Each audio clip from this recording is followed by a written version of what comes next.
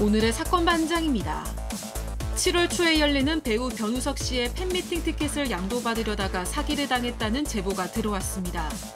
피해자만 수십 명이고 사기 행각을 벌이면서 음란 영상까지 보냈다는 주장입니다. 청주의 한 식당에서 군간부를 사칭한 남성이 도시락 480개를 주문한 후 연락 두절이 됐다는 제보가 들어왔습니다. 비슷한 피해를 당한 식당이 60곳이 넘습니다. 뾰로롱 안녕하십니까. 자, 지금 목동의 한 주상복합 아파트에서 화재가 나서 소방대원분들 정말 화재 진압을 위해서 사투를 벌이고 계신답니다. 한 17분 정도가 경상을 입으셨다는데 소방대원 여러분 그리고 또 입주민 여러분 안전하시길. 자, 진실 추적자 사건 반장 시작합니다. 지금 식사하시는 사방가족들께 정말 죄송합니다만 도저히 안 할 수가 없습니다. 지난 17일 밤 9시 제주 연동 산무공원 사거리에서 이 중국인 꼬마아이가 엄마 옆에서 응가하는 이 사진 정말 온 나라에 지금 충격파를 던지고 있습니다. 주변 다른 중국인 또 이게 재밌다고 낄낄거리면서 사진을 찍더래요. 아무리 어글리 코리안 어쩌고 해도 우리나라 사람들 이런 짓 안 하잖아요. 남의 나라 가서. 이게 뭡니까? 자, 경찰이 보호자랑 아이 못 찾았다고 하는데 아직 출국 전일 겁니다. 꼭 반드시. 자, 오늘 출연자 소개해 올리죠.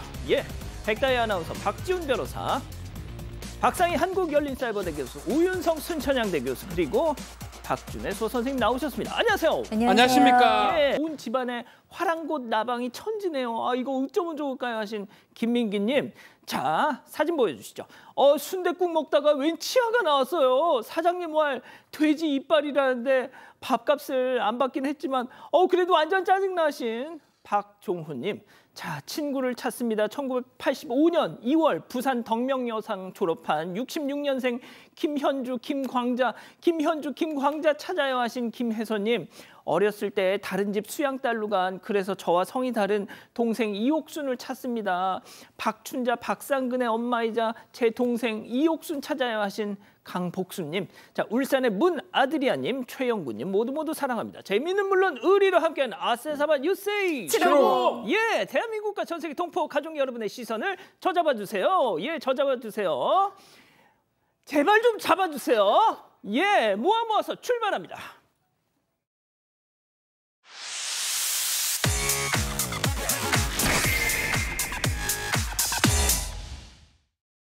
달려보죠.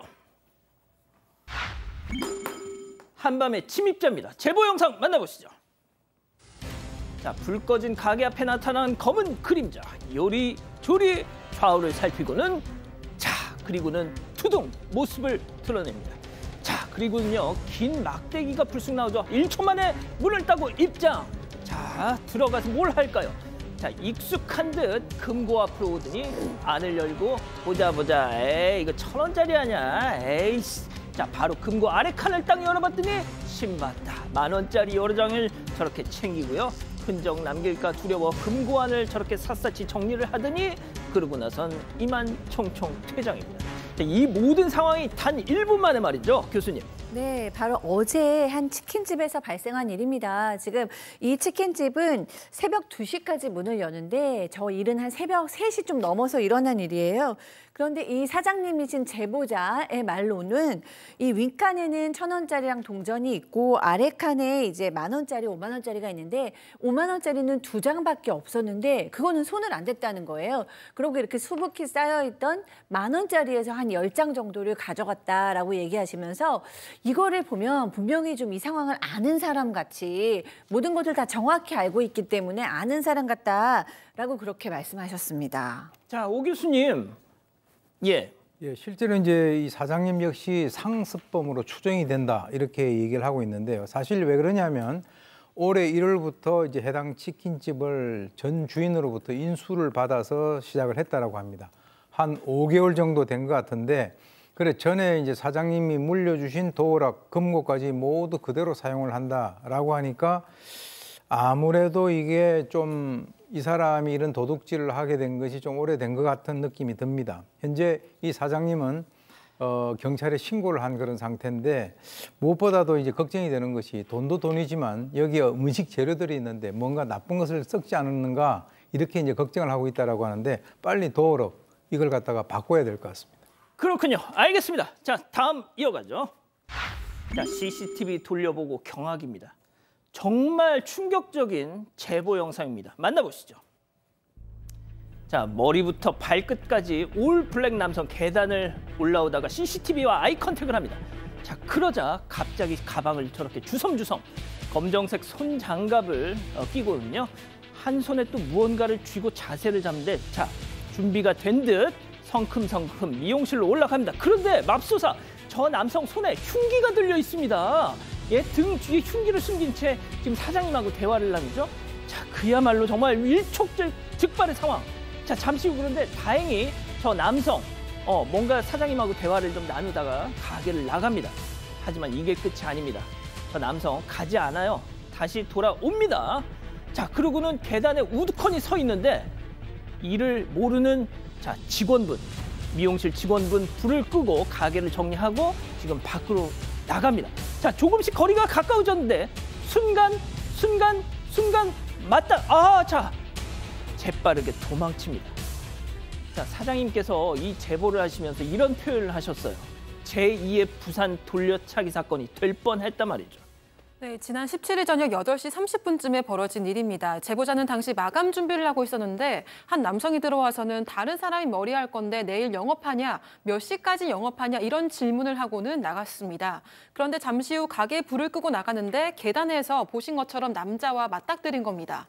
이후 집에 가서 남편에게 이야기했더니 남편이 CCTV를 한번 보자고 해서 함께 봤다가 깜짝 놀란 겁니다. 이 남성이 제보자와 대화를 하는 내내 등 뒤에 흉기를 쥐고 있었던 건데요.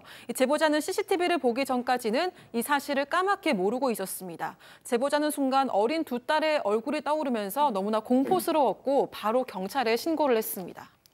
자, 오 교수님, 정말 이 제보자는 간발의 차이로 강력범죄 피해자를 면하셨습니다. 저희가 이자는 정말 시한폭탄이에요. 이 시간에도 지금 어디 가서 제2의 이 범행을 준비할지 모르겠는데 저희가 그래서 정말 이 인간의 얼굴을 공개할까 말까 하다가 일단은 스톱을 했습니다만. 네, 지금 이제 보게 되면 이 그 남성 같은 경우는 미용실 계단으로 올라오면서 바로 CCTV를 쳐다봤고요. 이제 본인이 그걸 의식을 하고 있는 것이죠. 그리고 가방에서 검정색 손 장갑을 꺼내 가지고 손 뒤에 흉기를 갖다 숨기고 미용실로 들어간 것까지는 확실히 우리가 인식을 할 수 있습니다. 근데 당시에 미용실에는 이 제보자 혼자 있었던 것으로 추정이 되는데 얼마 있다가 또 돌아와 가지고 계단에 고개를 푹 숙인 뒤에 서 있다가 제보자가 나오는 그 소리를 듣고 한 걸음씩 계단 위로 올라가다가 막상 맞닥뜨리자 불이 나게 도망치는 모습입니다. 그런데 사실은 사건 당일날 남성 같은 경우는 그 검거가 됐다라고 얘기를 하고 있고요. 그렇지만 아직 그 조사 중에 있기 때문에 이 사람이 어떤 그 이유로 여기 왔는지를 갖다 잘 모르는데 강도를 하기 위해서 들렀다가 결행을 하지 못하고 내면에 여러 가지 어떤 그 두려움 그런 것을 갖고 있었던 것이 아닌가라고 생각이 되는데 글쎄요. 예, 그렇군요. 알겠습니다. 자, 다음 이어가죠. 아이스크림 먹다가 잉입니다. 자, 아이스크림에서 뭔가가 나왔어요. 제보 영상 만나보시죠. 자, 달달한 아이스크림 안에 콕 뭔가가 박혀 있습니다. 혹시 초코 시럽일까요? 일하기에는 뭔가 은색인데 손가락으로 슬슬 밀어서 꺼내보자. 울퉁불퉁 단단한 이거 바로 너트였습니다. 너트. 박 변호사님, 아이스크림 콘 안에 너트 저게 이거 씹었더라면 삼켰더라면 큰일 나죠. 정말 큰일 날 수 있는데 유명 국내 기업의 아이스크림, 그 컵 형태 아이스크림 구매를 했는데 이 제보자 딸이 이거 아이스크림 한 숟갈 뜨는 과정에서 지금 철제 돔 형태의 너트가 발견이 된 겁니다. 얼핏 보면 초콜릿같이 보일 수도 있는 거거든요. 그렇지만 딸이 이걸 발견하고 안 먹어서 다행인 상황인데 나중에 얘기를 했어요. 문제 있는 거 아니냐 하니까 외주했다라고 하고 공정 과정에서 문제가 있었다. 뭐 이런 얘기를 합니다. 그렇지만 저는 얼핏 봤을 때 초콜릿으로 착각될 수 있기 때문에 정말 공정 과정 문제인지 그것도 좀 의문스럽기도 하고요. 어쨌든 간에 제보자 이런 일 발생하면 안 되고 국내 유명 대기업 아이스크림입니다. 그렇기 때문에 식약처에 이물질 보냈고요. 조사해야 된다라고. 왜냐하면 좀 더 어린 아이가 먹었다면 큰일 날 수 있습니다. 그러니까요. 넘깁니다, 이거. 맞습니다. 알겠습니다. 자, 다음 또 이어가죠. 별별 게시글입니다. 먼저 제보 사진부터 만나보시죠. 아파트 관리사무소에 붙은 게시물인데요. 어머, 주민분들께 알립니다. 이렇게 작은 반려견들은 참 좋거든요. 그런데 대형견 너무 무섭다. 그죠? 냄새 완전 싫어.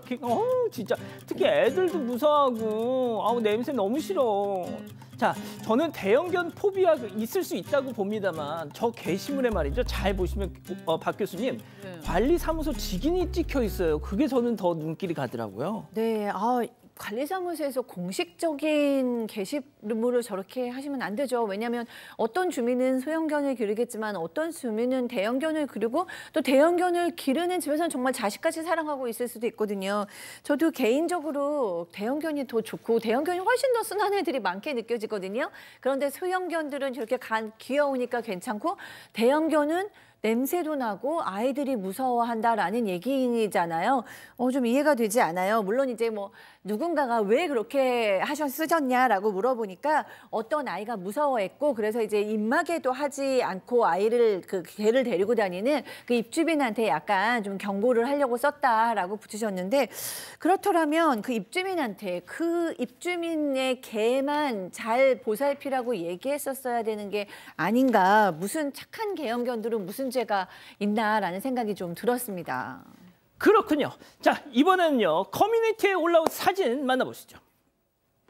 자, 동네에 붙은 게시글입니다. 자신이 무당이라는 소개와 함께 여기에 담배꽁초 버리는 인간들, 옥황상제, 선앙대모, 청동대신 1월 성신께 다 빌어서 여기 땅에다 살을 넣었으니 여기서 담배 피다가는 삼대가 멸할지어다. 이 종이 떼어가는 놈도 멸할지어다. 숭구리당당 숭당당. 자, 박 변호사님. 네. 담배가게 말이죠. 폐암 사진 인쇄해봤자 소용없습니다. 이거 하나 붙이면 더 효과적일 것 같아요.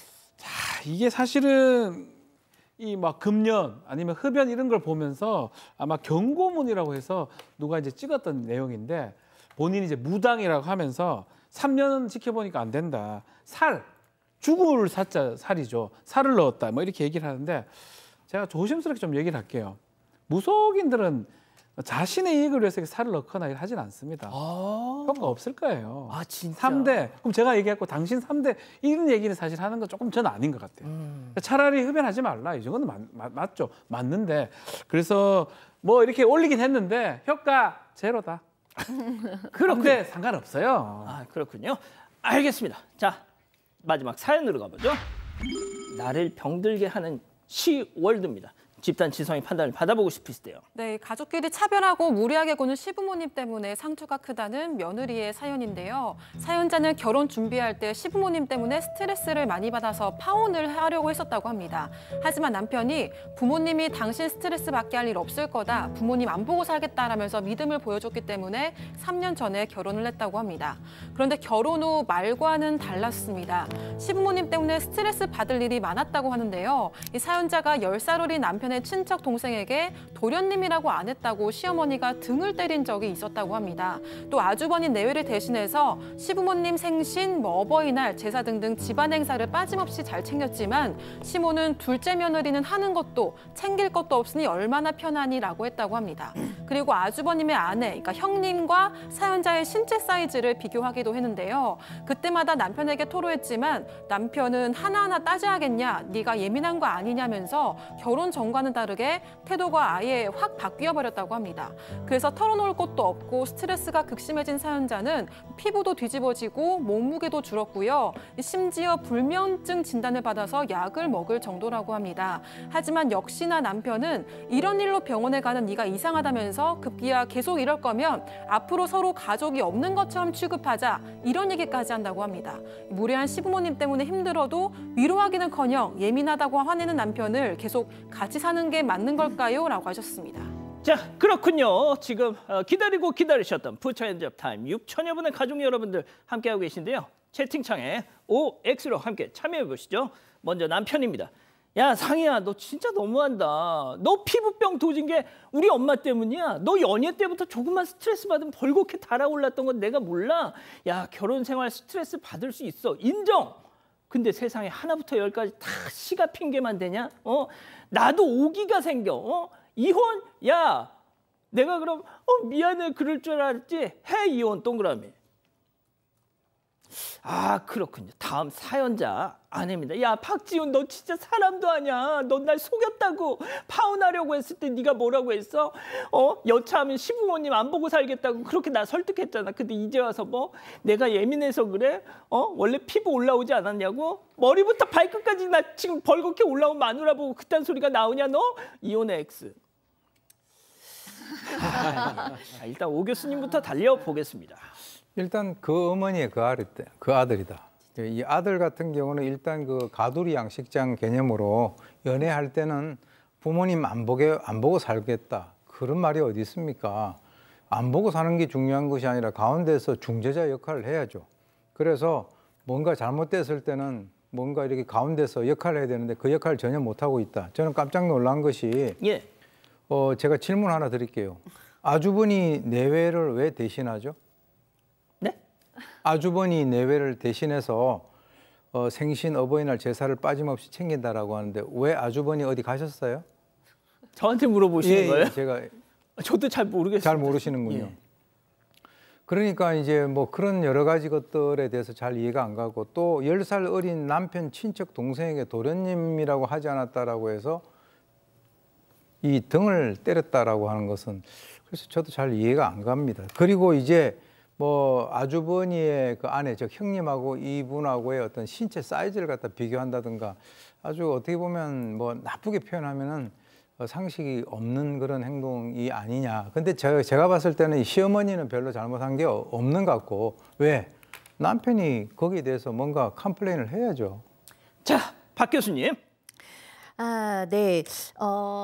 저도 이 아내의 고통을 공감하고 동감한다는 점에서 X를 하긴 했는데 그렇다고 이혼을 할 만한 상황은 아니다라고 생각을 해요. 그리고 또 이제 이 아내의 고통은 이해를 합니다만 이 시월드가 정말 분노와 고통을 주는 시월드냐라고 얘기했을 때 저도 좀 갸우뚱해요. 왜냐하면 물론 이제 그 현장을 정확하게 몰라서 저도 오 교수님처럼 뭐라고 정확한 얘기는 할 수 없지만 10살 어린 뭐 도련님한테 뭐 도련님이라고 안 불렀다고 등짝을 때렸다는 게 진짜 미워서 등짝을 때린 건지 도련님이라고 해야지 뭐 이 정도를 얘기한 건지가 좀 정확하지가 않아서 글쎄 이 정도 가지고 뭐 이혼을 할 건 아닌 것 같다라는 생각이 드는데 저도 이 아내 편을 한 거는 왜 그러냐면 이 남편은 문제가 있어 보이기 때문입니다. 결혼하기 전에는 무조건 나 우리 엄마 아빠하고 연락도 안 할게 뭐 이런 식으로 막 그냥 말을 던지고 결혼하고 나서는 그때의 말에 대해서는 조금도 책임감 없게 네가 잘못한 거야, 네가 문제야 이런 식으로 얘기를 하니까 그 남편은 정말 좀 잘못이 있는 것 같아요. 그래서 아내 편을 들었습니다. 파혼까지 하려 했고요. 3년이 됐는데 똑같거든요. 아니면 더해진 것 같아요. 파혼이라는 게 중요해요. 아주 강력하게 요청했던 부분들을 남편이 그 역할을 제대로 못하고 있기 때문에 마찬가지입니다. 뭐 이혼까지는 하지 말더라도 강력하게 요청하십시오. 너 파혼할 때 그때 생각 안 나냐고 제대로 하라고 요청을 해야 됩니다. 왜 이렇게 합니까? 등을 왜 때립니까? 그렇군요. 자, 우리 가족 여러분들 뭐라고 하십니까? 헤어지라는 이야기가 많았는데요. 김윤정님, 아무리 시가에서 시집살이가 힘들어도 남편이 제대로 중심을 잡으면 남편 믿고 살지만 본인을 이해 못 해준다면 이혼 각입니다라고 하셨습니다. 그리고 김학규님도 너무 참으려고 하지 말고 당당하게 받아치세요라고 하셨고요. 하지만 별빛 10님은 서로가 조금씩 예민하신 것 같다는 생각이 듭니다. 이런 의견도 있었습니다. 자, 제보 메일과 카톡 제보 채널에서는 많은 사연 제보 기다리고 있습니다. 부산 진구 사시는 김명진님 보고 계시죠? 최근 새로 개업한 동네 식당 때문에 주민들이 힘겨운 여름을 보내고 계신답니다. 자, 저 언뜻 보면 불난 듯 보이지만 그 식당에서 나오는 연기라는 거죠. 진짜 불난 줄 알고 소방차도 여러 번 출동했다네요. 하지만 진짜 문제는 냄새. 저 식당이 조리 과정에서 짚을 태운답니다. 그 타는 냄새가 주변에 진동한다는 거죠. 때문에 이 더운 날 창문도 열지 못하고 계신데요. 구청에 민원을 넣었지만 단속 근거가 없다는 말만 되풀이. 자, 김영욱 부산 진구청장님, 그래도 뭔가 좀 조치를 취해 주셔야 하지 않겠습니까?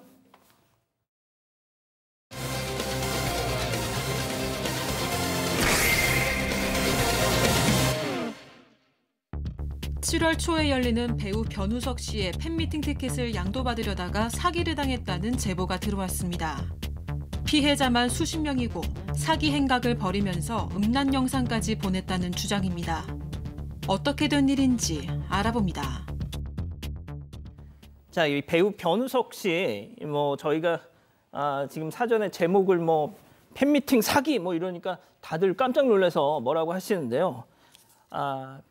변우석 씨한테 문제가 있는 게 아니에요, 지금. 네, 맞습니다. 이 배우 변우석 씨는 TVN 드라마 선제업꽃 튀어라는 드라마로 톱스타 반열에 올랐습니다. 각종 화제성 조사에서도 무조건 1위를 할 만큼 변우석 시대라고 해도 과언이 아닌데요. 이런 인기가 7월에 예정된 팬미팅에서 고스란히 드러났습니다.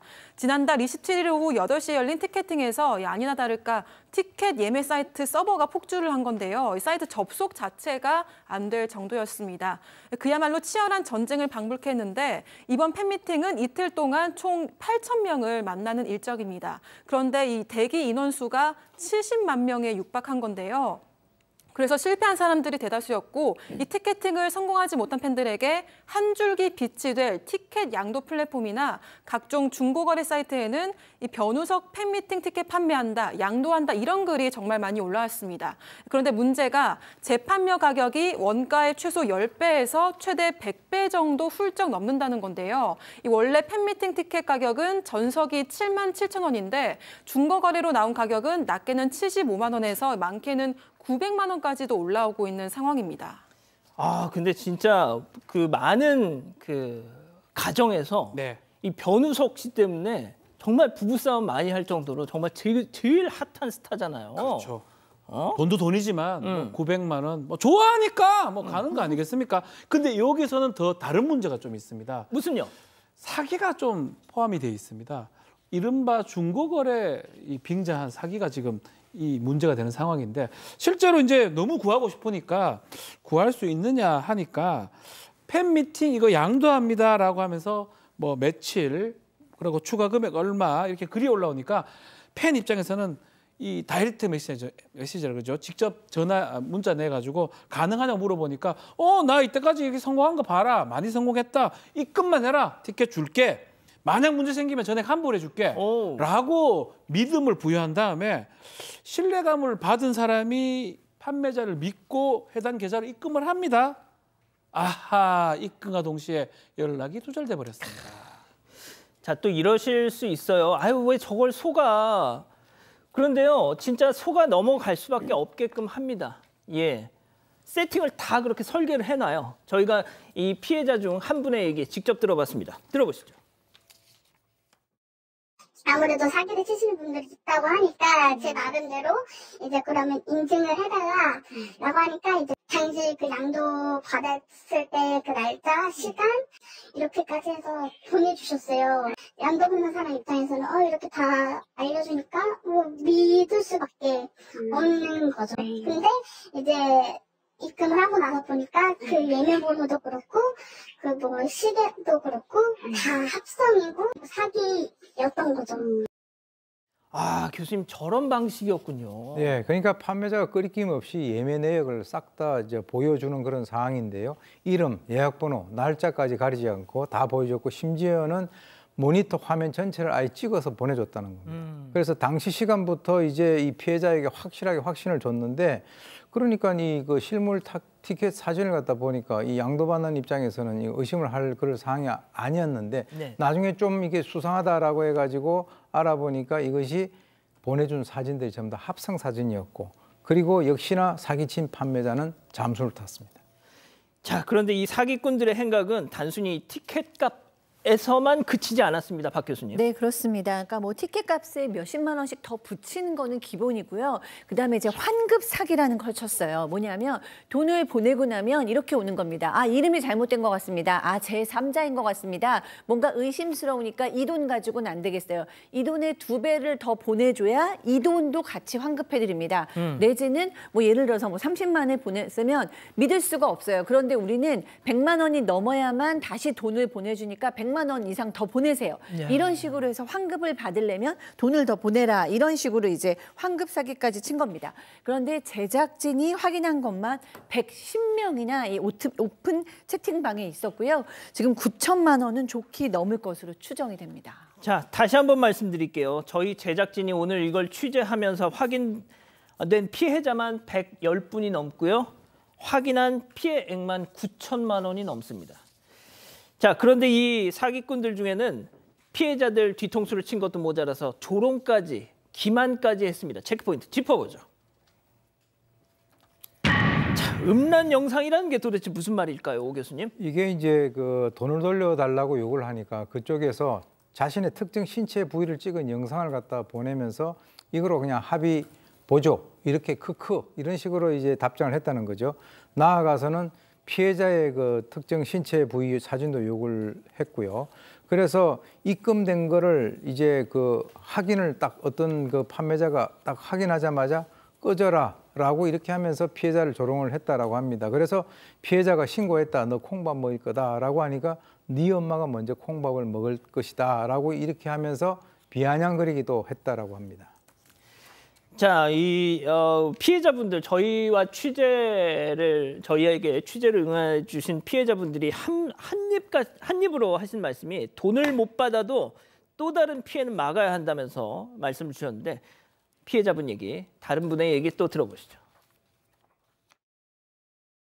근데 물론 이게 팬 입장에서 그게 뭐 불법이나 그런 거를 알지만서도 또 이게 사람 심리라는 게 좋아하는 뭐 가수나 배우 뭐 이런 사람을 한 번이라도 더 보고 싶고 한 번이라도 더 가서 응원해주고 싶은 게 이제 사람 마음이고 심리잖아요. 그런 마음을 이용해서 사기를 치는 게 너무 못된 거죠. 자, 그 박 변호사님, 예. 정말 가수 임영웅 씨 경우에도 저런 비슷한 사례가 있었고 같아요. 너무 예. 많아 진짜. 예. 그 팬심을 이용해서 저렇게 재산상의 이득을 취해가는 이 나쁜 놈들. 자, 이게 알고도 계속 당하고 특히 좀 어린 좀 팬들은 좀 그냥 무방비로 당하는 상황입니다.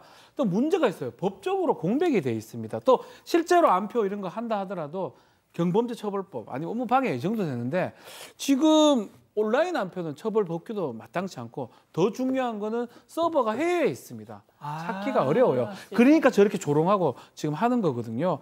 그래서 좀 죄송한 말이지만 이거 안 당하려면 저런 거래 안 해야 됩니다. 안표 하지 말고요. 되면 가고 안 되면 안 가는 그걸 선택하는 수밖에 없습니다. 아니 그래서 어떤 분들이 이런 말씀하십니다. 이런 티켓팅 사기에 안 걸리기 위한 3가지 계명. 좋은 자리인데 내가 살 수 있는 가격이 있다. 없다. 이거 사기. 없다. 그러니까요. 자, 좋은 자리 연석인데 단석 구매가 가능하다. 없다. 예. 좋은 자리인데 내가 발견할 때까지 안 팔렸다. 없다. 절대 없다. 다 그러면 팔렸어요. 돼요. 예. 없어. 나한테 그런 행운은 없다. 이렇게 보시면 됩니다. 그래도 어쩌다 한번 없다고요. 없어요. 첫 번째 사건 이렇게 정리하고요. 두 번째 사건 이어갑니다.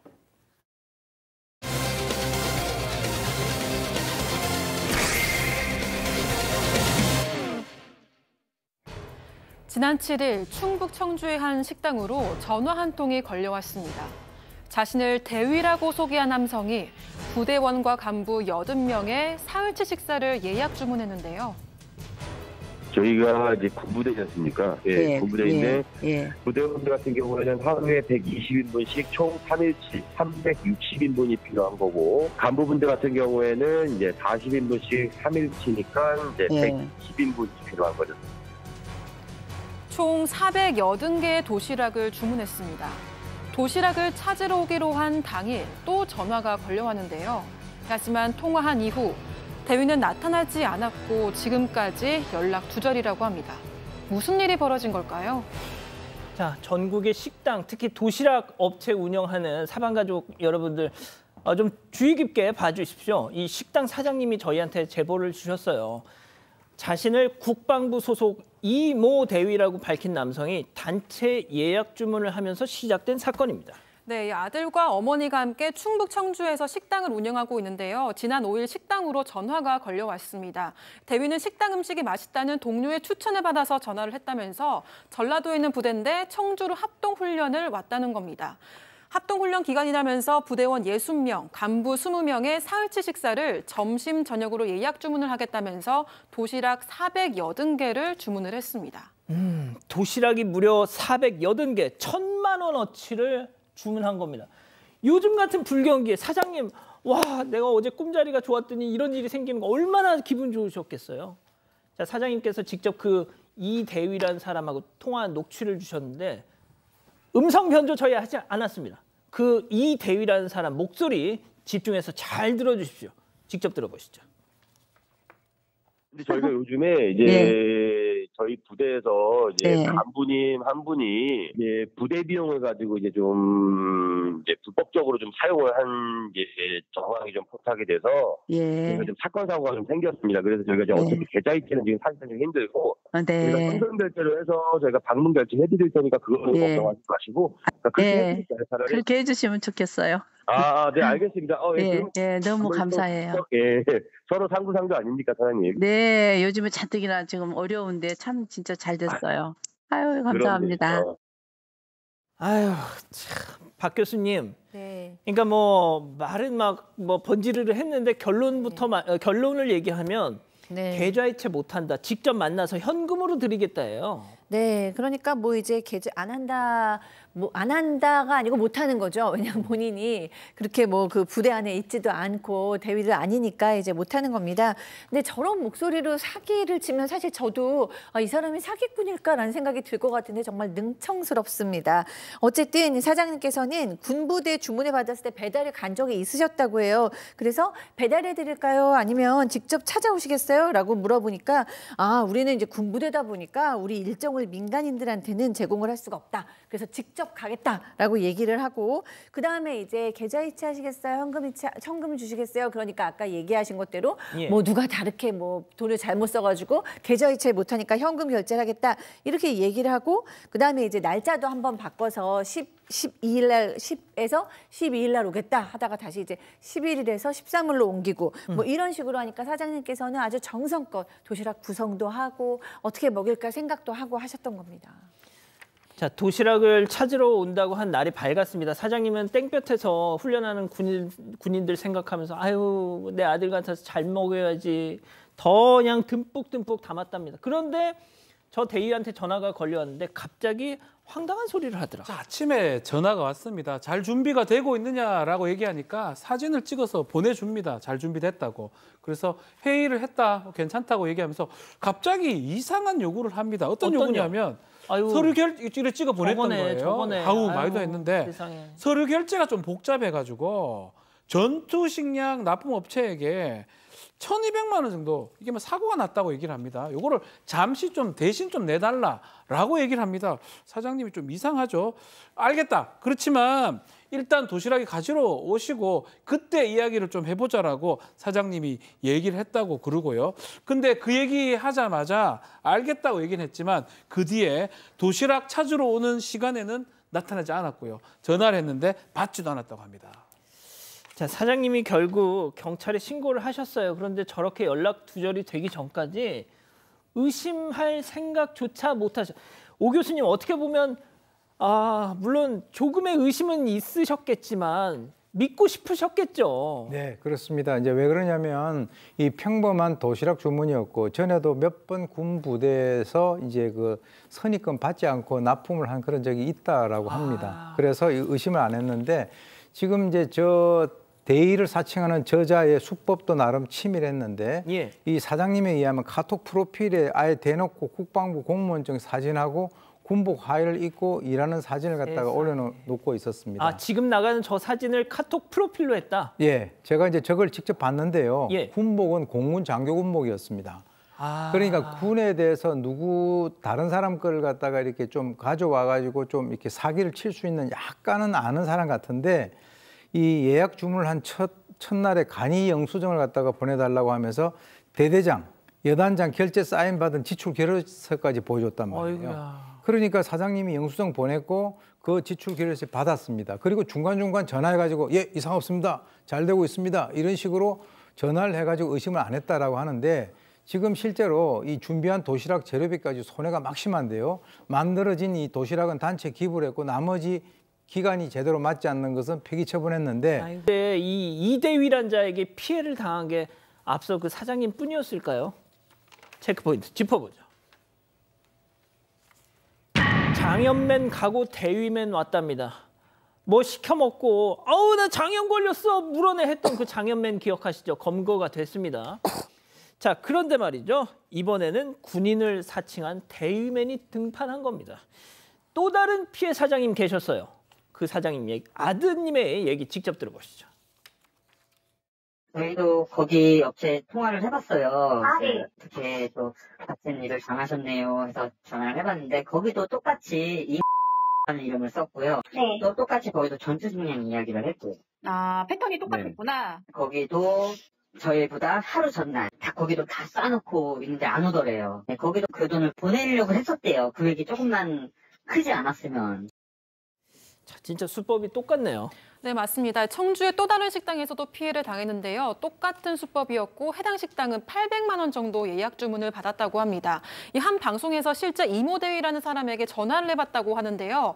서산 공군기지에서 근무 중이어서 위수 지역 밖으로 나갈 일이 없다며 신분증이 도용당한 것 같다라고 밝혔다고 합니다. 경기도 광주에서도 비슷한 수법으로 당했는데 직책과 성이 달랐습니다. 올해 들어 전국에서만 60여 곳 이상에서 피해를 입었다고 하고요. 지역별로는 강원도가 가장 많았습니다. 36곳이었고 전남이 13곳, 전북 6곳이 순이었습니다. 5곳에서는 현금까지 건넸다고 합니다. 아, 참 이거 정말 이 사장님이 제보를 해주신 이유가 또 다른 피해를 막고 싶어서랍니다. 이 전국을 돌면서 지금 또 어디 그냥 막 팔도를 돌면서 어디서 또 사기를 칠까. 그래서 일단 저번에 장염맨이죠, 장염맨. 잡혔잖아요. 예, 잡았죠. 대위맨도 잡아야지 않겠습니까? 자, 일단은 전국적으로 지금 피해를 지금 주면서 돌아다니고 있기 때문에 신고를 했다고 하고요. 업무방해죄 같은 게 성립할 수가 있습니다. 위계에 의한 속임수 써서 업무를 방해했다고 볼 수 있기 때문에 일단 제가 조금 군인대 얘기를 좀 드리면 계급 얘기를 잘 안 합니다. 이대위 내가 박소령 이런 얘기 안 합니다. 직책 얘기하든지 그렇게 계급을 얘기하지 않고 중사다, 상사다 높지도 않고 그 얘기 하지 않습니다. 그걸 굳이 밝힐 이유가 없거든요. 이런 부분을 좀 착안해서 좀 할 필요가 있을 것 같아요. 근데 아무리 그렇게 말씀을 주셔도 아니 저렇게 카톡 프로필에 공무원증 저런 걸 걸고 있으면 자, 오 교수님, 이 많은 분들이 그래서 미리 계약금을 선불로 받지 그러느냐 이 말씀 지금 당장 하시고 또 그렇게 말씀은 할 수 있는데 그게 또 어려운 것이 법인카드 같은 경우는 말이죠. 예. 그 선결제가 안 된답니다. 자, 그래서 이제 제가 말씀을 드리면 이 법인카드나 군 부대 주문 같은 경우는 당일 결제만 가능합니다. 그러니까 선결제 요구가 어렵다라고 하는 그런 의견이 많은데 맞습니다. 그래서 이에 대해서 먼저 계좌로 입금을 갖다가 받고 난 이후에 당일에 카드 결제를 하고 현금은 다시 환불해 주는 방법이 있습니다. 이제 이렇게 하지 않으면 이런 사기가 계속될 것 같고요. 참고적으로 제가 이 군인 간부분들에게 한 말씀 드리고 싶은 것은 자신의 그 SNS에 공개되는데 자기의 증명사진이라든가 또는 신분증 사진이라든가 이런 거 올리지 마세요. 올리면 도용당할 수 있는 가능성은 거의 100%입니다. 마음만 먹으면 누구든지 자기 이름을 가지고 어디서 사기를 칠 수 있으니까 제가 봤을 때는 군에서도 이걸 좀 한번 점검을 해볼 필요가 있다고 봅니다. 예. 저희 제작진이 이 대위를 사칭한 자에게 전화를 했지만 역시나 받지 않았습니다. 자, 이렇게 정리하고요. 별별 상담소 이어갑니다.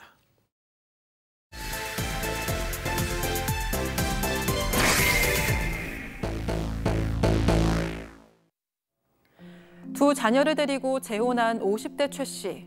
트럭 운전 일을 하는 남편은 술과 노름에 빠져 있었고 툭하면 손찌검까지 했다고 합니다. 그래도 최 씨는 꾹꾹 참으면서 남편을 대신해 억척스럽게 살림을 꾸려나갔다고 하는데요. 그러던 어느 날 최 씨가 이혼을 결심하도록 한 사건이 벌어지고 납니다. 10년 재혼 생활에 마침표를 찍게 한 그날 무슨 일이 있었던 걸까요? 자, 두 자녀를 데리고 이혼해서 혼자 사시다가 어렵게 재혼을 했는데 또 이혼을 고민하고 계신다는 사방 가족분의 사연 제보입니다. 너무 제가 이 내용을 쭉 읽어봤는데요. 제일 마음 아픈 게 고아하셨다는 거예요. 네, 오늘 제보해 주신 이제 제보자의 사연입니다. 갓난아기 때 버려져서 고아원에서 자랐고 지금은 이제 50대 여성인 최 씨입니다. 형제나 부모가 있었는지 누군지 전혀 알지 못하고 자라셨고요. 좀 일찍 결혼을 해서 두 아이를 낳았는데 결국 이제 30대 때 이혼을 하게 됩니다. 근데 이혼을 할 때 양육비를 지급하라는 법원의 명령이 있었지만 전 남편은 양육비를 준 적이 없습니다. 그래서 우리 제보자께서 정말 힘들게 두 아이를 키웠고요. 10년 동안 혼자 사시다가 한 남자, 지금의 남편을 알게 되었는데 보니까 트럭 운전 일을 하면서 수입도 고정적으로 안정적이라고 하고 성격도 얌전해 보였고 무엇보다도 이 두 아이를 받아주겠다라고 해서 결혼을 했대요. 근데 결혼을 해서 보니까 완전히 전혀 딴판인 상황이었습니다. 결혼 전에는 괜찮다가 후에 바뀌는 거 이거 거의 공식인가 봐요, 이게. 그렇지는 않습니다. 그렇지만 이 사람은 그랬던 것 같아요. 술과 도박, 노름에 빠져있던 모습, 이거는 사실 상상을 초월하는 거죠. 원래 트럭 운전을 하는데 술을 좋아하다 보니까 사고가 계속 일어나요. 합의금 내고 번 돈 다 술 사 먹고 막 이러다가 문제는 또 하도 치잖아요. 친구들하고 하도 치고 그래서 생활비다운 생활비를 한 번도 준 적이 없다라고 하는데 일 끝나고 새벽에 돌아오면 술상 만들어라. 술상이 뭡니까 이게. 그래서 잠도 못 자게 괴롭히고 싸움 걸고 때리고 그런 일이 반복됐다고 합니다. 진짜 안 좋은 건 다 하네요, 혼자서. 네, 그래도 최 씨는 남편을 대신해서 공공근로나 식당 일을 하면서 억척스럽게 생계를 꾸려나갔습니다. 이런 와중에 재혼 후 몇 년 동안 홀시어머니와 함께 살았는데 그때가 정말 힘들었다고 합니다. 시어머니는 최 씨의 두 자녀들에게요, 밥 많이 먹는다고 구박했고 최 씨에게는 제가 나 밥도 안 차려준다고 구박을 했습니다. 또 말도 안 되는 억지를 부렸다고 하는데요. 장롱에 놔둔 돈을 훔쳐갔다고 생사람을 잡아서 너무 괴로웠다고 합니다. 게다가 남편은 시어머니 말만 듣고 손찌검을 하기도 했는데 이게 다 부모 없는 고아라서 그런가 싶어서 더 서러웠다고 합니다. 자, 오 교수님, 지난 일요일에 이 사연자께서 저희한테 제보톡으로 연락을 주셨는데 첫 문장이 이거였습니다. 너무 무섭고 두려워요. 매일 술만 먹으면 패서 살 수가 없어요. 저 좀 살려주세요 하셨어요. 글쎄요. 지금 이제 조금 전에 그 시어머니가 했던 내용들을 보니까 참 저분이 박복한 분이다라는 생각이 듭니다. 이 최 씨가 지금 와가지고 이제 돌이켜 생각을 해보니까 이 재혼해서 처음에 이제 시어머니 댁으로 들어가려고 할 때 이 동네 사람들이 아이고 저런 집에 왜 시집을 오나 식모살이 하러 오느냐 이렇게 얘기를 갖다 했는데 나중에 보니까 그 이유를 알겠더라는 겁니다. 그래도 이 최 씨 같은 경우는 이제 부모 없이 자랐기 때문에 부모 정이 그리워서 이 시어머니를 엄마같이 생각을 하면서 목욕도 시켜드리고 맛있는 것도 사드리고 옷도 사드리고 했는데 끝끝내 곁을 갖다 주지 않고 결국 아들이 술 마시는 거 그걸 꼴 보기 싫다. 그거 아들 술 마시는 거 이거 부모 잘못 아닙니까? 근데 결국 강제로 다 나가라. 그래서 그 집에서 쫓겨났다라고 합니다. 어떻게 이렇게 기구할 수 있습니까? 놀랍게도 좀 더 안 좋은 것들이 있습니다. 이 남편이 최 씨한테 못생겼다, 무식하다 이런 말들을 계속 했다고 합니다. 근데 정말 처음에는 장난이라니 그냥 하는 말이라 했는데 10년간 그렇게 얘기하다 보니까 자존감이 너무 떨어졌다 그러고 두 자녀가 있었는데 자녀가 자녀한테 왜 아빠 소리 안 하냐면서 최 씨한테 화를 내고 완전히 행패를 부렸다고 합니다. 근데 문제가 있어요. 그 첫째 딸은 정신지체 장애가 좀 있고 둘째 아들은 좀 내성적인 성격이었던 것 같아요. 그러다 보니까 못하는 건데 아빠 소리 안 한다고 못됐다면서 화만 냈던 것 같습니다.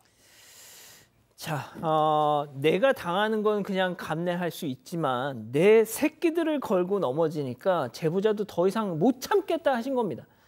자, 직접 그 목소리 들어보시죠. 라고 막 그래갖고 죽어버려야 된다고 하길래 계속 건강하고 싶지만 부모를 잘못 만나고 저렇게 장애가 되는데 그렇게 슬픈 이야기를 하냐고 그러면서 내가 그러지 말라고 했어요. 끝나고 다 큰 얘기를 버릴 수도 없고 요새는 제가 항상 불안 속에서 잠자고 싶어서 잠을 못 자요. 남편 올 시간 되면 불안해요. 오늘은 뭐 때문에 나 혼날까. 자, 박 교수님, 정신지체 지금 의붓딸을 향해서 그 새아빠란 자가 이딴 소리를 합니다. 이거 어떻게 참습니까, 이거? 네, 이거는 참을 수가 없죠. 참을 수가 없고 사실 엄마라면 참아서도 안 되죠. 그래서 이분들 지금 이제 그 완전히 뭐 참지 못한 거죠. 그래서 이 아이가 이제 혼자서 따로 이제 집을 얻어가지고 살게 됐는데 어느 날 이 딸이 너무 아파가지고 응급실에 실려간 겁니다. 그러니까 엄마로서는 정신이 없잖아요. 그래서 중환자실까지 이제 간 상황이에요. 그 중환자실에 가가지고 아이를 이제 돌보면서 계속 있어야 되니까 집안일을 소홀할 수밖에 없잖아요. 그럼 아빠라는 사람이 그래도 딸이 이렇게 중환자실에 있으면 뭔가 좀 도와주고 같이 이렇게 좀 돌봐줘야 되는데 그러긴커녕 밥 안 차려주냐? 아이고. 너 병원도 가지 마라. 병원 안 가면 어떡해요? 딸 혼자 아픈데 뭐 이렇게 억지를 부렸다고 합니다. 그래서 최 씨가 우리 딸 며칠이라도 집에 좀 데리고 와서 내가 돌봤으면 좋겠다. 밥숟가락만 하나 더 놓으면 되지 않냐라고 얘기를 했어요. 너무 아픈 딸이니까. 예. 그랬는데 이 남편이란 사람 결사반대 절대 들어올 수 없다. 딸 올 수 없다라고 얘기하면서 나냐 딸이나 둘 중에 하나만 선택해라. 이렇게 얘기를 했대요. 누굴 선택했습니까? 당연히 딸을 선택했죠. 그러면서 이제 딸이 딸을 선택한다 그러니까 싸움이 커졌고 여기서 이제 이혼을 결심하게 됩니다. 자, 그러면 여기서 별별 상담소 오늘의 궁금증 짚어보죠. 자, 폭력과 폭언 일삼는 이 재혼 남편, 이혼을 않겠다고 지금 버티고 있습니다. 이 사연자는 지금 이혼을 결심했는데 말이죠. 자, 오 교수님.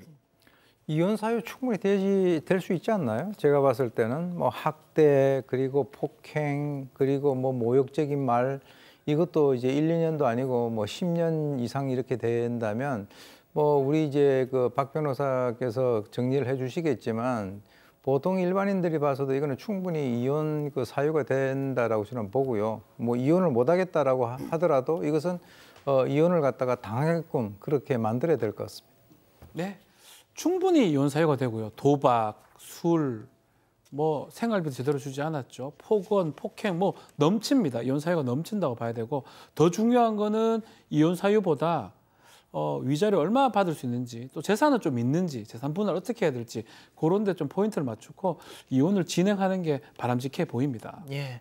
자, 박 교수님 뭐 좀 한 말씀 좀 주시죠. 네, 저도 이 상황에서는 당연히 이혼하는 것이 맞다라고 생각이 들고요. 이분은 정말로 너무나 어떻게 보면 생존자거든요. 외롭고 힘든 상황에서 어렸을 때부터 생존을 해서 그리고 저는 굉장히 훌륭한 정말 어머니라고 생각이 듭니다. 아픈 아이까지 잘 보듬고 여태까지 살아오셨기 때문에 그리고 또 강한 여성이기 때문에 이혼 잘 하시고 딸하고 아들하고 잘 좀 재밌게 사셨으면 하는 바람이 있습니다. 우리 가족 여러분들도 같은 생각이시겠죠? 네, 맞습니다. 이혼하라는 의견이 다수였고요. 또 제보자를 응원하는 댓글이 정말 많았습니다. 문경은님 고생 많으셨습니다. 그곳에서 나오세요라고 하셨습니다. 또 태민님은 제발 그냥 이혼하시길 사람 정말 안 고쳐집니다라고 하셨고요. 박연숙님도 이혼하시고 아이들과 행복하게 사셨으면 좋겠습니다라고 하셨습니다.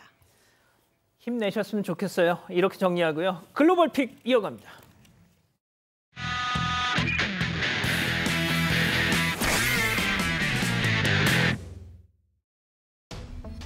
베트남입니다. 파란 민소매를 입은 남성이 쪼그려 앉아서 요리를 하고 있습니다. 그런데 그 순간 난데없이 펜에서 시뻘건 불기둥이 앞으로 치솟으면서 발사됐고요. 앉아있던 여자아이에게 곧바로 옮겨 붓고 말았습니다. 얼굴이 불에 휩싸인 아이는 고통에 울부짖고 어른들이 얼른 아이를 들어 구하러 나갔는데요. 아니 이게 어떻게 불이 옮겨간 거예요? 네, 요리를 하던 남성은 할아버지입니다. 앉아있던 아이는 손녀였고요. 할아버지가 오징어를 구우려고 했는데 당시 술에 취한 상태였다고 합니다. 마시던 술병에 뚜껑을 열다가 실수로 술이 콸콸 쏟아져 나왔고 요리를 하려고 켜놓았던 불과 만나면서 순간적으로 엄청난 화염이 분출된 겁니다. 이거 뭐야? 손녀는 병원으로 옮겨졌는데 화상을 입었을 것으로 보입니다. 부디 큰 부상이 아니기를 바랍니다. 잉글랜드로 가보시죠. 한밤중 도로를 배회하고 있는 것 바로 송아지입니다. 아마도 농장에서 탈출을 한 것 같은데요.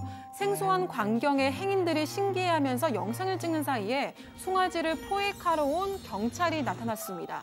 그런데 갑자기 순찰차가 급발진을 하더니 쿵 하고 정면으로 들이받았습니다. 왜 들이받아도? 이거. 네, 도로에 굴러 내동댕이 쳐진 송아지가 몸을 일으키려고 하는 사이 순찰차는 거기서 그치지 않고 다시 한번 전진해서 녀석을 치워버렸는데요. 왜 저래? 결국 송아지의 몸은 축 늘어져 버렸고 당시 상황을 지켜보던 행인들은 대체 무슨 짓을 한 거냐 경찰에게 분노를 터뜨렸습니다.